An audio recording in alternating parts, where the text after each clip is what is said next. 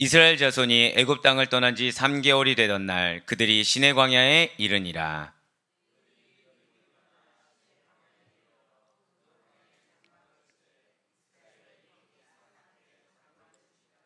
모세가 하나님 앞에 올라가니 여호와께서 산에서 그를 불러 말씀하시되 너는 이같이 야곱의 집에 말하고 이스라엘 자손들에게 말하라.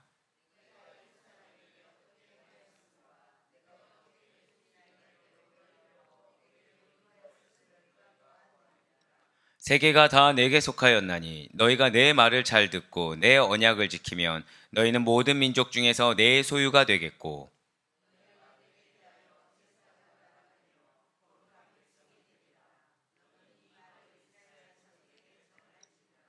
모세가 내려와서 백성의 장로들을 불러 여호와께서 자기에게 명령하신 그 모든 말씀을 그들 앞에 진술하니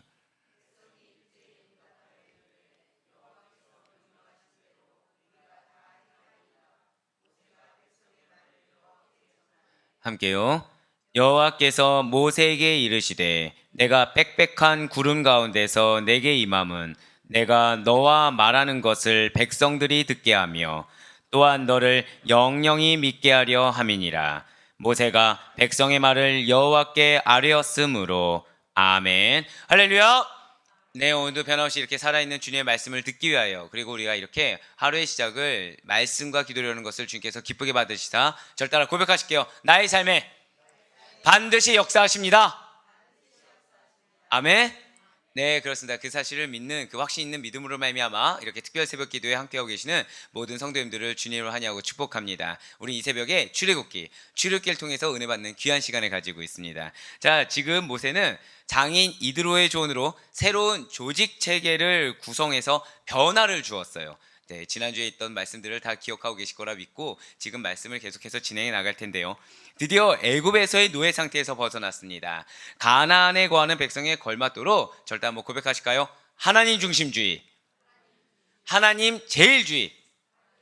예, 그렇습니다. 이드로가 결국 말한 것이 무엇이었다고요? 하나님 중심주의, 하나님 제일주의를 말을 했었죠. 예, 그렇게 나아갈 수가 있었다라는 거예요. 가나안을 정복하는 앞으로의 모든 여정과 그리고 신정국가에서 발판이 될 조직 개편을 이제 이루게 되었다라는 것입니다. 그리고 오늘, 자, 조금 말이 어려울 수 있겠지만 절대 한 번 더 고백하겠습니다. 신의 산, 기착시기. 예, 그러니까 이게 또 다른 말로 뭐라고 하냐면 신의 산 중간 체류 시기입니다. 그러니까 신의 산 기착 시기에 이르게 되었다라는 것이죠. 즉 이스라엘 백성이 애굽에서 탈출해서 요단강 도하 직전까지 40년 동안의 광야 시대에서 하나의 전환기적인 시기의 출발을 지금 오늘 본문을 통해서 알려주고 있다라는 거예요. 그러니까 오늘 본문을 통해서 무언가 새롭게 변화되는 하나의 어떤 단계가 나아가는 그러한 기점이 된다라는 것이죠. 자, 이러한 40년 그 광야 시대는 크게 5개 시기로 알아볼 수가 있습니다. 그게 몇 가지라고요? 5개 시기로 알아볼 수가 있습니다. 첫 번째 시기는 우리가 지금까지 봤었던 출애굽에서부터 시내산 도착까지의 초기 행군 시기입니다. 이게 대략 한 2개월 정도 소요가 되었어요. 그리고 두 번째 시기는 시내산 광야 중간 체류 시기로 아까 우리가 잠깐 말씀드렸다시피 시내산 중간 체류 시기 또는 시내산 기착 시기라고 합니다.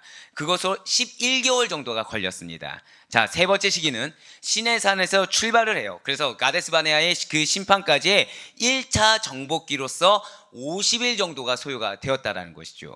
자, 네 번째 시기는 그럼에도 불구하고 그때까지 계속해서 하나님이 동행해 주시고 역사해 주시고 먹이시고 인도해 주셨음에도 불구하고 여전히 불신앙으로 일관한 그 구시대의 심판을 위한 38년간의 방랑기입니다. 몇 년이 걸렸을까요? 38년이 걸렸습니다. 네, 그리고 마지막 5번째 시기가 다시금 38년을 이렇게 방황한 다음에 이 가데스 바네아 재집결에서 모세의 죽음까지의 요단 도하 준비 기간입니다. 이게 또 11개월이 걸렸다라는 것이죠. 그래서 1차 시기 때 2개월, 그리고 2차 시기 때 11개월, 그리고 3차 시기 때 50일, 4차 시기가 제일 긴 38년, 그리고 5차 시기가 11개월 정도가 소요된 거. 이렇게 40년 광야 세월을 5개 시기로 나눠볼 수가 있다는 것입니다. 자, 우리가 지금 출애굽해서 오늘까지 우리가 그러니까 지난 금요일까지죠. 오늘까지 이렇게 오는데 어떻게 짧게 느껴지십니까? 길게 느껴지십니까? 그쵸.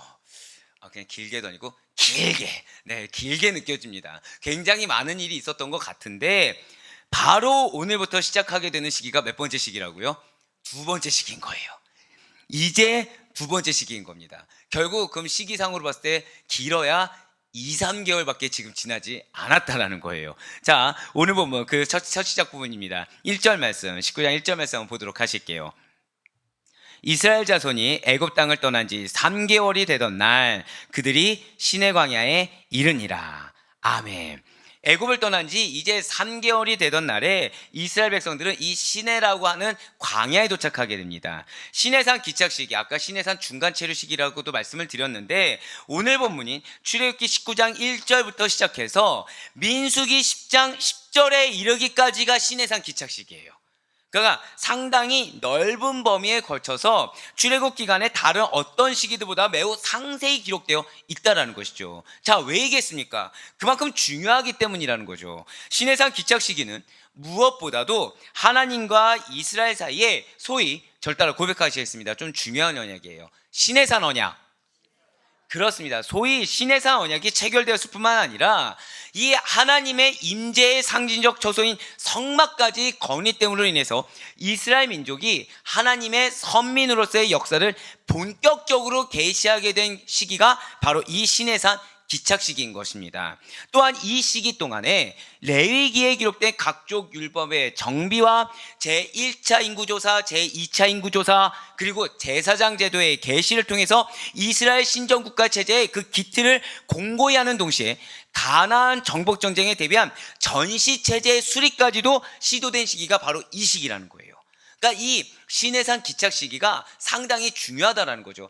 개월 수로는 짧습니다. 11개월 정도밖에 안 되지만 사실 그 사이 동안 지금 민수기까지 쭉 길게 할애할 정도로 굉장히 중요한 시기. 그러니까 우리가 흔히 알고 있는 여러 가지 사건 사고가 일어나는 시기가 바로 이 시기고 우리가 제일 머리 아파하는 그 시기가 바로 이 시기라는 것입니다. 한마디로 출애굽 시대 중에서도요, 이 시내산 기착 시기는 이스라엘 민족의 본격적인 태동기이자 신정국가의 건국기, 가나안 정복 전쟁의 준비기로서 희망과 격동의 시기가 바로 이 시기인 것입니다.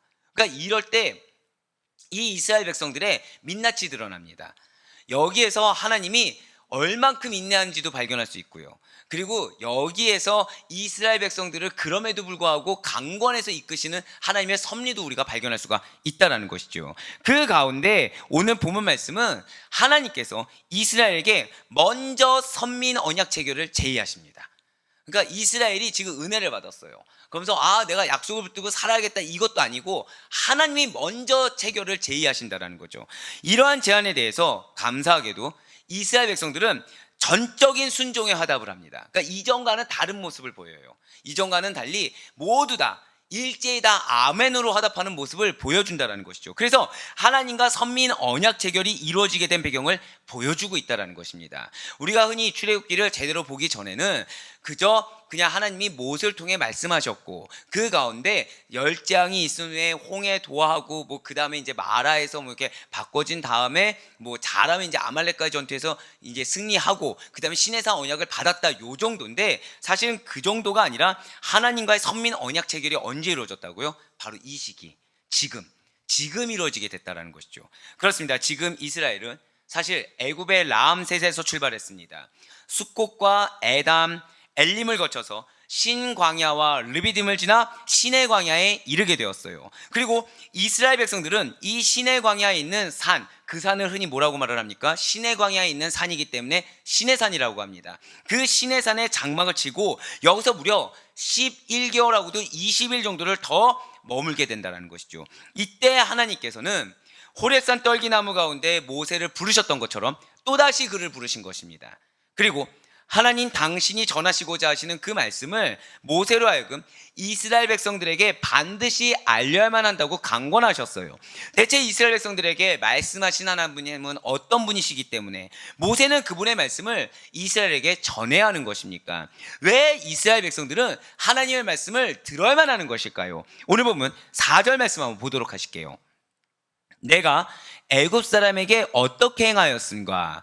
내가 어떻게 독수리 날개로 너희를 업어 내게로 인도하였음을 너희가 보았느니라. 아멘.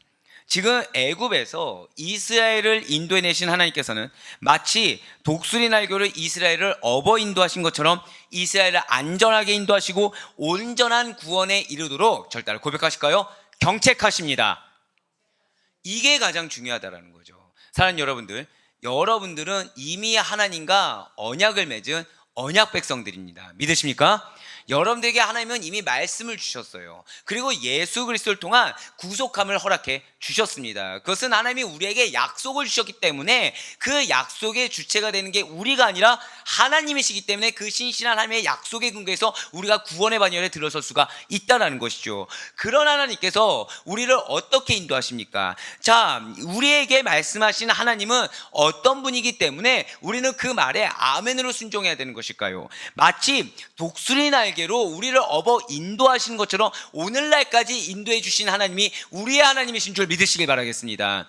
비단 오늘날뿐만이 아니라 앞으로의 우리의 삶의 여정에 있어서도 마찬가지로 가장 선하고 가장 합당한 것으로 채워주실 하나님이 바로 우리의 하나님이 되신다라는 거예요. 그런데 그 우리의 하나님께서 우리에게 무엇을 바라시냐면, 저 따라 고백하실게요. 온전한 구원. 그렇습니다. 하나님께서는 다른 걸 바라시는 것이 아니라는 거죠.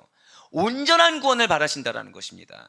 하나님께서는 우리들에게 우리가 주 안에서 평강하고 기쁘고 감사하고, 아니요, 하나님은 우리에게 바라시는 것은 구원받은 백성에 합당하게, 절 따라 고백할까요? 거룩할지어다. 그렇습니다. 사실은 거룩하기를 원하신다는 거예요. 그렇지만 마귀 사단은 우리에게 저 온전한 구원에 다다르는 것은 마치 먼 미래의 일이나 아니면은 당연한 일처럼 치부해버리고 지금 이 순간 나의 감정, 지금 이 순간 나의 상태에 집중하게 만든다는 거죠. 그러면서 하나님 안에서 평강해야지, 하나님에서 감사가 넘쳐야지, 하나님에서 기뻐해야지, 마치 정답 같지만 그 당시에는 정답이 아닌 것들을 우리에게 주장한다는 거예요. 하지만 사랑하는 여러분들, 반드시 기억하시길 바라요. 하나님이 우리에게 관심 있는 것은 딱 하나입니다. 믿음입니다. 믿음이 있냐 없냐에 관심이 있으세요. 그런데 그 믿음도 그냥 우리 기준에 이 정도면 믿음이 있노라 이게 아니라 거룩한 믿음을 원하신다는 거죠. 하나님 존전 앞에 서기에 합당한 거룩한 믿음을 요구하십니다. 왜요? 그래야 온전한 구원으로 나아갈 수 있기 때문이라는 거죠. 결국 하나님이 우리에게 바라시는 건 무엇입니까? 온전한 구원으로 말미암아 하나님을 배우는 거, 하나님 존전 앞에 나아가는 거, 그거를 바라신다라는 거예요. 하지만 마귀 사단은 그 순간에 우리로 하여금 하나님께 나아가지 말라고 얘기하지 않는다라는 거죠. 마귀 사단은 우리한테 포커싱을 둔다라는 거예요. 사랑하는 여러분들, 우리는 우리한테 포커싱을 맞추는 자들이 결코 아닙니다. 하나님과 언약을 맺은 자들, 하나님의 그 은혜로 말미암아 구원을 얻은 자들은 끝까지, 절대 한번 더 고백하실까요? 신본주의. 그렇습니다. 신본주의입니다. 내가 주체가 아니라 하나님이 주체세요. 하나님이 나에게 무엇을 바라시는가가 가장 중요한 것이지, 내 상태가 어떠느냐라고 하나님께 올리는 것이, 그것이 우리에게 중요한 현실은 아니라는 것입니다. 중요한 문제는 아니라는 거예요. 우리에게 가장 중요한 것은 하나님이 나에게 무엇을 바라시는가. 무엇을 바라신다고요? 거룩합니다. 그것을 바라신다는 거죠. 그의 바라옵기는 언제 어디에서나 그 거룩한 믿음을 끝까지 지키시면서 여러분들의 어떠한 환경과 어떠한 상황 가운데서도 끝까지 이 거룩한 믿음만은 놓치지 않을 수 있는 여러분과 제가 되길 간절히 소망합니다. 그렇습니다. 바로 하나님께서 우리를 그렇게 인도하시고 보호하시사 끝까지 저 구원의 완성에 이르기를 원하신 것처럼 이 이스라엘 백성들에게도 동일하게 원하셨다는 거죠. 이 이스라엘 백성들이 비록 하나님은 뻔히 아셨지만 암에도 불구하고 그러지 말라고, 제발 이전에 보였던 그런 연약한 모습을 보이지 말라고 지금 모세로 하여금 이스라엘 백성들에게 알리고 계시다라는 거죠. 제일 먼저 무엇을 알리신 것입니까? 하나님의 어떤 분인지 알려주셨다는 거예요. 하나님 어떤 분이십니까? 독수리 날개쳐 올라가듯이 이스라엘을 업어서 인도하신 분이세요. 온전한 구원에 이르도록 계속해서 경책하셨습니다. 즉 질책하시고 권면하시고 그 가운데 그들의 고통 가운데 있더라도 결국 가장 선하고 없다는 걸로 채워주셨습니다. 하나님께서, 그것도 전능하신 하나님께서는 크신 능력과 위엄으로 애굽인들을 제압하셨어요. 마치 독수리가 그 새끼들을 자신의 등에 업어서 지상의 모든 위험부터 보하여 가장 안전한 곳으로 옮겨주는 것처럼 이스라엘 백성을 가장 안전하게 보호하시사 이곳 시내산까지 이르도록 만들어주셨다는 거죠. 그래서 오늘 말씀 보면 빽빽한 구름 속에서, 빽빽한 구름, 틈이 보이지 않는 거예요. 하나님의 틈이 보이지 않는 거죠. 하나님의 그 보호하심에 어떤 작은 틈조차 없을 정도로 하나님이 그렇게 임재하고 계시고 그렇게 나타내 보여주고 계시며 그렇게 보호해주고 계시다는 것입니다. 할렐루야. 이러한 보호하심이 지금 이 순간 오늘날을 살아가는 우리들을 보호하시는 하나님의 철저한 보호하심이라는 사실을 반드시 믿으시길 바랍니다. 예, 그렇습니다. 하나님의 크신 권능 앞에서는 애굽인들뿐만 아니라 홍해도, 목마름도, 기근도, 아말렉 족속조차도 결코 방해자가 될 수가 없어요. 자, 제가 지금 말씀드린 이 항목들, 이스라엘 백성들이 모두 다 경험한 항목이라는 거죠. 사람도 하나님을 대적할 수가 없었습니다. 자연재해도 하나님을 대적할 수가 없었습니다. 인간적인 어떤 생리적인 욕구도 하나님을 감히 대적할 수가 없었다라는 거예요. 우리 역시 마찬가지입니다. 오늘날 우리는 광야와 같은 세상을 살아가고 있습니다. 믿으십니까? 그런데 이 광야와 같은 세상에선 사실 하나님은 하나님의 도우심이 아니면 1분 1초도 살아갈 수 없도록 만들어 주셨다는 거예요. 공중권세 잡은 마귀가 있습니다. 끝없는 그들과의 영적 전쟁이 우리에게 놓여져 있어요. 그럼 우리 아델포의 교회 성도님들, 그 공중권세 잡은 마귀와의 끊임없는 영적 전쟁을 하며 저천성까지 한 걸 한 걸음 어렵게 나아가는 우리들을 안전하게 인도하실 분은 다른 무엇이 아닌 예수 그리스도 외에 없다는 사실을 반드시 믿으시길 바랍니다. 하늘과 땅의 모든 권세를 가지고 계신 분이 예수님이세요. 그 예수님께서 여러분과 저와 함께 하시며 모든 위험에서 건지시고 평강 가운데 지켜 보호해 주심으로 말미암아 우리의 작지만 그래도 굳건한 그 믿음을 반드시 보호하시고 지키실 것을 반드시 믿으시길 바라겠습니다. 우리의 사실 무엇을 지키신다고요? 믿음을 지켜주시는 거예요. 내 삶을 지켜주는 것이 아닙니다. 우리의 믿음을 지켜주시는 거예요. 그런 보호하신 가운데 거하는 우리가 참 목자 되시는 예수님을 믿는 믿음 안에서 흔들리지 않을 때 우리는 그제서야 평강 가운데 광야와 같은 이 세상을 지나서 반드시 영원한 저천성 하늘나라에 이르게 될 것입니다. 그래서 예수님께서 우리에게 이렇게 말씀하고 계시다는 거예요. 바로 누가복음 1장 78절로 79절의 말씀입니다. 이는 우리 하나님의 긍휼로 인함이라. 이로써 돋는 해가 위로부터 우리에게 임하여 어둠과 죽음의 그늘에 앉은 자에게 비치고 우리 발을 평강의 길로 인도하시리로다 하니라. 아멘. 우리가 구원받은 거, 우리가 하나님의 복음의 빛을 접할 수 있는 것은 우리의 어떠한 잘남이 아니라 지금 무엇 덕분이라고요? 하나님의 긍휼로 임하니라는 거죠. 그래서 우리가 우리로 하여금 그 복음의 밝은 빛을 비추도록 허락받았다라는 것입니다. 그래서 우리는 기존에 어둠과 죽음의 그늘에 앉아있을 그러한 자들인데 우리의 발을 지금 참된 평강의 길로 인도해주고 계시다라는 거예요. 그 평강의 길이 지금 예수님 말씀하신 평강의 길은 결코 세상적으로 나를 만족해 하는 그러한 세상의 권력 가운데 있는 평강의 길이 아닙니다.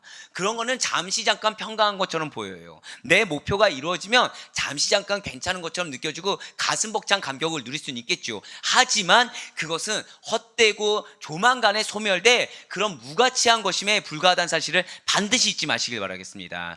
우리에게 참된 평강의 길은 다른 것이 아니에요. 예수 그리스도를 믿는 그 믿음, 그 믿음 가운데 저 천성만이 우리에게 참된 평강을 안겨줄 수 있다는 사실을 반드시 잊지 마시길 바랍니다. 진실로 하나님께서는 이스라엘을 인도하실 때 이러한 당신의 계획에 따라 철저한 지시를 당신의 백성들에게 내려주셨다는 거예요. 철저한 지시를. 제발 어기지 말라는 거죠. 제발 40년간 배회하지 말라는 겁니다. 제발 가나안에 입성하라는 거예요. 그래서 지시하실 내용들, 규례를, 율례와 법도를 알려주신 것입니다. 그리고 하나님께서 원하시는 이스라엘 모습을 점차 갖출 수 있도록 배려해 주셨습니다. 자, 제가 방금 뭐라고 표현 드렸나요? 배려했다고 표현을 드렸어요. 다른 여러분들, 하나님은 우리에게 기회를 주실 어떤 책임이 있으신 분은 아니십니다. 하나님은 우리를 기다려줘야 할 책임 있는 분이 아니세요. 그분은 굳이 내가 아니어도 되시는 분이십니다. 그분은 굳이 내가 아니어도 당신의 능력으로 이 땅을 변화시킬 수 있는 분이고요. 내가 아니어도 보다 더 나보다 나은 어떠한 영혼을 채우셔도 되시는 분이세요. 하지만 하나님께서는 우리에게 그렇게 하고 계시지 아니하십니다. 사랑하는 성도 여러분들, 어쩌면 여러분들은 더 예전보다 힘든 삶을 사실 수도 있습니다.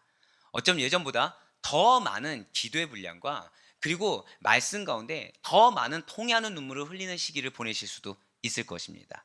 어쩌면 육신적으로 더 공고해진 상황이 있을 수도 있고요. 어쩌면 계속해서 무언가 나아가고 싶지만 삶의 동력을 찾기 힘든 그러한 상황 가운데 놓일 수도 있을 것입니다. 하지만 그것이야말로 여러분들에게 약속된 이렇게 하나님께서 원하시는 이스라엘 모습을 점차 갖출 수 있도록 배려하듯이 여러분들에게 약속된 그 약속의 숲을 얻기 위해서 그 약속의 숲에 걸맞는 자로 지금 만들어가고 계시고 배려하고 계시다는 사실을 이 시간 반드시 확신하시길 바라겠습니다. 그 사실을 사단이 질투하기 때문에 우리를 치는 거죠. 우리를 공격하는 겁니다. 우리를 공격해서 흔들어 놓는 것입니다. 사는 여러분들, 우리 끝까지 믿음을 지킬 수 있길 간절히 소망합니다. 그래서 여러분들이 갖길 원하시는 그 은혜의 결실을 갖기를 소망하는 하나님의 마음을 느끼시길 바라요. 여러분들을 왜 세우셨는지를 꼭 생각해 보셔야 됩니다. 이유는 단 하나예요. 여러분이 아니면 안 되기 때문인 것입니다. 하나님은 그럴 책임이 없으신데도 불구하고 내가 아니면 안 될 것처럼 저 따라 고백하실까요? 나를 배려하십니다. 그렇습니다. 나를 배려해 주고 계세요.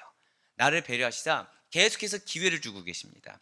우리가 잘못된 길을 가더라도 다시 돌아올 수 있을 정도로 기다려 주십니다. 우리가 잠깐 왜곡된 생각을 하더라도 그거를 그 순간 징계하지 아니하시고 또다시 기다려 주십니다. 이러한 하나님이 여러분과 저의 하나님인 줄 믿으시길 바라겠습니다. 사실 지금 이스라엘이 지난 2개월간 지나온 거리는 애굽의 라암셋에서 지금 머물고 있는 시내 광야까지 320km 정도에 해당합니다. 성경에서 보통 하루길이 80리, 32km를 해당하므로 10일이면 충분히 갈 수 있는 거리에 해당된다는 거예요. 그런데 왜 애굽의 라암셋에서 이 시내 광야까지 열흘이면 되는 거리를 2달 동안 천천히 이스라엘을 인도하셨던 것입니까? 그러니까 우리가 흔히 아는 건 무엇인가요? 40일이면 갈 거리를 40년을 방황하게 하셨다. 이건 알고 있잖아요. 그런데 바로 그렇게 들어간 것이 아니라는 거예요. 지금 열흘이면 되는 거리를 2달 동안 걷게 먼저 하셨다는 거죠. 그 이유가 이스라엘의 마음을 바꾸길 원하셨습니다. 이스라엘의 생각을 바꾸길 원하셨어요. 무엇보다 이스라엘의, 절 따라 고백하실게요, 삶의 행태, 그렇습니다. 삶의 행태를 바꾸기를 원하셨다라는 거죠. 즉 이스라엘이 저 가나안 땅에 걸맞는 백성으로 변화되기를 원하셔서 10일이면 갈 거리를 2달 동안 걷게 하신 것입니다. 그런데 그러한 하나님의 뜻을 분별하지 못하고 이스라엘은 자신이 문제가 있다는 사실을 생각하지 못한 채 자신의 기준에 맞춰서 하나님께 계속 원망을 했던 거예요. 자신의 기준에 맞춰서 하나님을 끊임없이 시험했던 것입니다.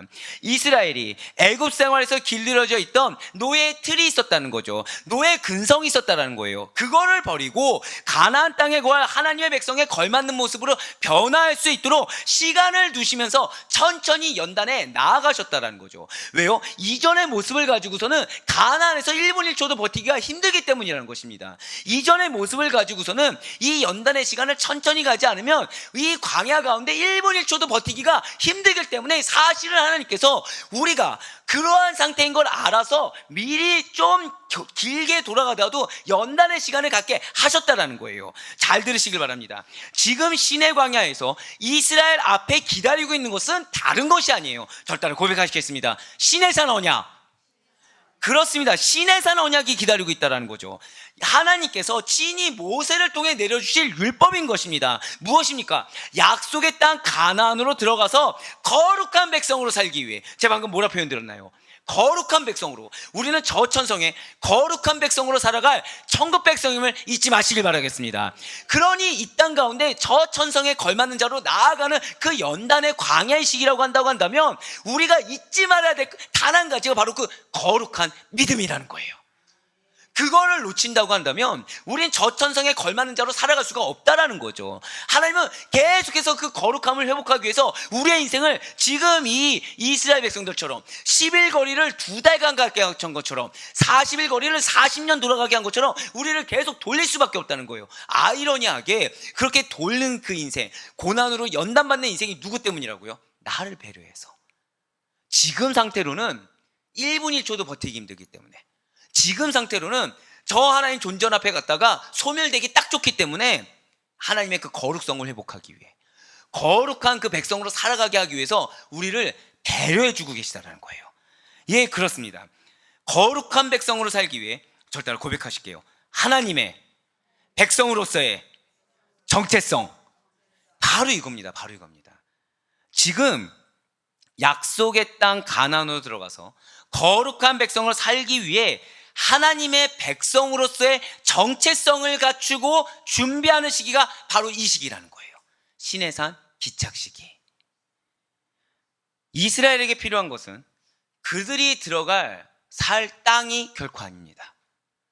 여러분과 저에게 필요한 것은 우리가 머리 둘 곳이 있어서 거하고 우리 마음 가운데 좀 안도감을 주고 안식을 줄 수 있는 그러한 땅이 필요한 것이 아닙니다. 이스라엘에게 필요한 것은 약속의 땅에 걸맞는 인생으로 절대로 고백하실게요. 변화되어야 한다. 바로 그거라는 거예요. 여러분들을 하나님께서는 택하셨습니다. 믿으십니까? 여러분들에게 약속된 숲이 있습니다. 믿으십니까? 우리에겐 열매조차도 아니고 숲이라고 아예 첫 달에 말씀을 하셨죠.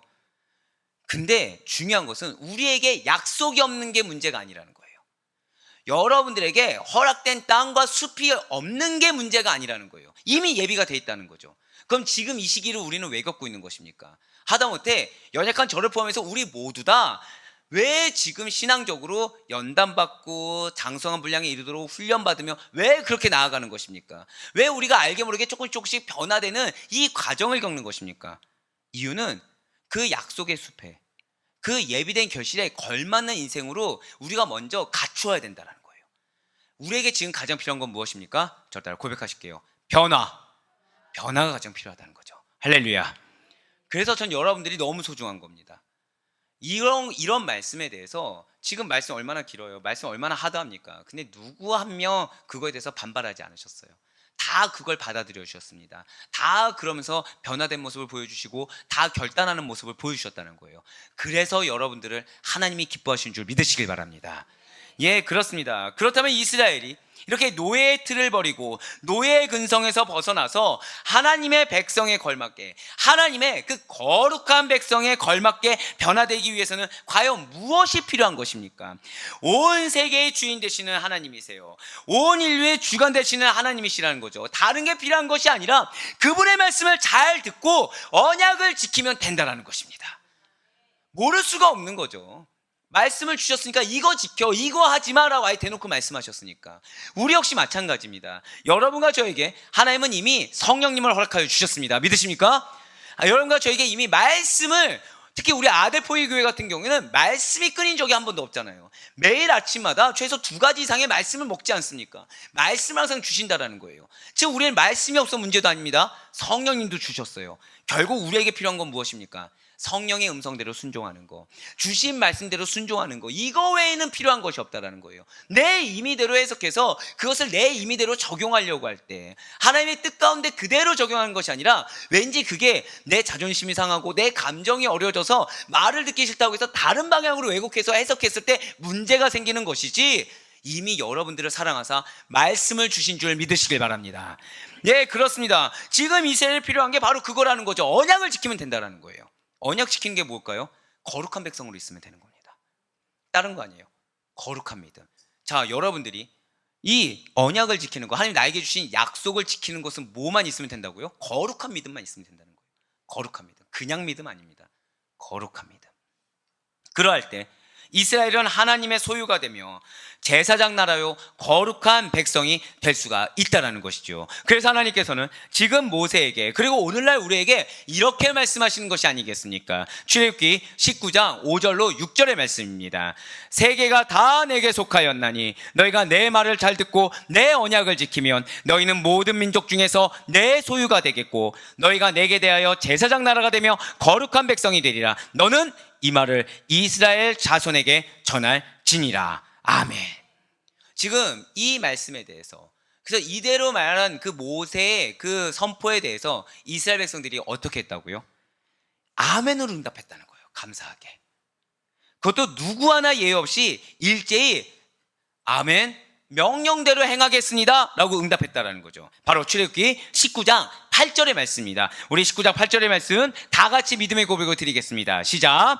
백성이 일제히 응답하여 이르되 여호와께서 명령하신 대로 우리가 다 행하리이다. 모세가 백성의 말을 여호와께 전하매. 아멘. 지금 모세는 얼마나 기쁠까요? 모세는 얼마나 감사했겠습니까? 지금 모세는 질릴만 하잖아요. 아시잖아요. 이미 이전에 르비딤에서 한번 울컥했던 거. 그런데 그랬던 이스라엘 백성들, 감사가 없고 배은망덕던 이스라엘 백성들인데 하나님이 전하라는 대로 전했더니 그대로 모두 다 지금 8절 보니까 일제히 응답한 거죠. 우리가 다 행하겠습니다. 자, 그러면 이후의 여정을 우린 너무 잘 알고 있죠. 자, 이스라엘 백성들은 한 입으로 두 말을 한 겁니다. 이스라엘 백성들은 자, 억지로 끌려온 겁니까? 자기가 지금 고백을 했습니까? 자기가 고백을 했어요. 하나님을 못 만나서 몰라서 그랬다고 할 수도 없습니다. 지금 인정을 했어요. 인정을 했는데 이 이후에 가서는 다시 기준이 누가 된 거예요? 내가 된 거예요. 내가. 그거는 뒤의 일이지만 지금 이 당시 때 모세가 이 백성의 말을 들었을 때 얼마나 감격했겠습니까? 얼마나 감사했을까요? 그 다음 말이 뭐예요? 여호와께 전한 거예요. 감격을 느낄 틈도 없이 바로 하나님께 전한 겁니다. 하나님, 당신의 백성이 지금 다 아멘으로 화답했습니다. 당신의 백성이 더 이상 패역한 자들이 아닙니다. 더 이상 백망덕한 자들이 아닙니다. 이렇게 당신께 순종하는 당신의 백성입니다 라고 고백을 했다라는 것이죠. 그렇습니다.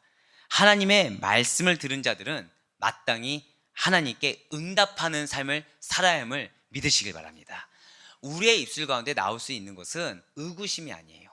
우리의 입술 가운데 나올 수 있는 것은 마지막으로 저 따라 고백하실게요. 아멘. 그거 외엔 없다는 거예요. 우리 입술에 나올 수 있는 것은 아멘입니다. 내 머리로 이해가 안 될 수도 있어요. 내 머리로 왜? 대체 왜? 라는 질문이 나올 수도 있습니다. 하지만 내 작은 생각보다 내 작은 마음보다 더 크신 분이 하나님이십니다. 믿으십니까? 그 하나님이 나에게 마음을 주셨으면 이유가 있는 거예요. 그 하나님이 나에게 말씀을 주셨으면 이유가 있는 것입니다. 그래서 그 말씀대로 아멘으로 순종했을 때 우리에게 무엇이 약속되어 있다고요? 약속에 숲이 있는 줄 믿으시길 바랍니다. 예, 그렇습니다. 하나님의 말씀을 들은 자들은 마땅히 하나님께 응답하는 삶을 살아야 돼요. 이것이야말로 우리들의 그 일그러진 삶을 회복하는 길이요, 하나님의 더 큰 축복 가운데로 나아가는 길인 것입니다. 하나님께서는 당신께서 히브리서 3장 15절을 통해 말씀하셨던 것처럼 오늘 너희가 그의 음성을 듣거든 경노하시게 하던 것 같이 너희 마음을 완고하게 하지 말라라고 하신 것처럼 오늘날 우리에게 주시는 하나님의 말씀 앞에 우리의 마음을 완고하게 해서는 안 된다는 거예요. 하나님의 말씀을 들었을 때 있는 100% 그대로 아멘으로 받아들여야 되는 것이지, 완고한 상태는 무엇입니까? 있는 그대로 받아들이지 않았다. 이것이 90%가 됐든 80%가 됐든 10%가 됐든 동일하게 완고한 상태라는 거죠. 100% 받아들일 수 있는 순적한 마음이 여러분과 저의 마음이길 간절히 소망합니다. 오직 아멘과 철저한 순종으로 응답하는 삶을 사는 것이 여러분과 저이길 바래요. 아멘. 그 믿음으로 이제 마지막 9절 말씀 보시길 바래요. 여호와께서 모세에게 이르시되 내가 빽빽한 구름 가운데서 내게 임함은 내가 너와 말하는 것을 백성들이 듣게 하며 또한 너를 영영히 믿게 하려 함이니라. 모세가 백성의 말을 여호와께 아뢰었으므로. 아멘. 자, 8절에 모세가 백성의 말을 여호와께 전했습니다. 그랬더니 하나님 뭐라고 말씀하시나요? 하나님은 그래? 다행이다고 하지 않으셨어요. 내가 이렇게 철저한 보호 가운데 너에게 임한 것은 모세 너와 내가 말하는 것을 백성들 듣게 하기 위함이야. 너가 말하는 것이 권위가 있다는 것을 알게 하기 위함이야. 그래서 너가 말하는 것은 영원토록, 모세가 살아있는 영원토록 믿게 하기 위함이라고 대답하셨어요. 결국 하나님은 아신 겁니까? 모르신 겁니까? 알고 계셨어요. 이스라엘 백성들의 반응을 알고 계셨어요. 그런데 모세는 뭐라고 말하고 있나요? 모세가 백성의 말을 여호와께 아뢰었으므로. 다시 또 알겠습니다. 근데 우리 백성들이 아멘으로 화답했어요. 또다시 고백하고 있습니다. 그렇습니다. 이제 이스라엘 백성들은 지도자 모세를 통해 전해질 하나님의 말씀을 영원히 믿어야 돼요. 영원히 신뢰해야 됩니다.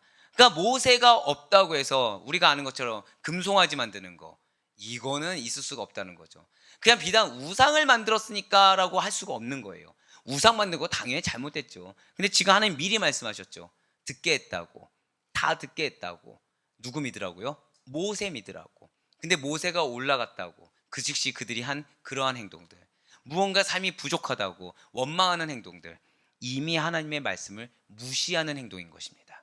하나님을 기만하는 행동이라는 거죠. 하지만 이스라엘 백성들은 그래서는 안 됐습니다. 이스라엘 백성들은 다시는 흔들려서는 안 됐어요.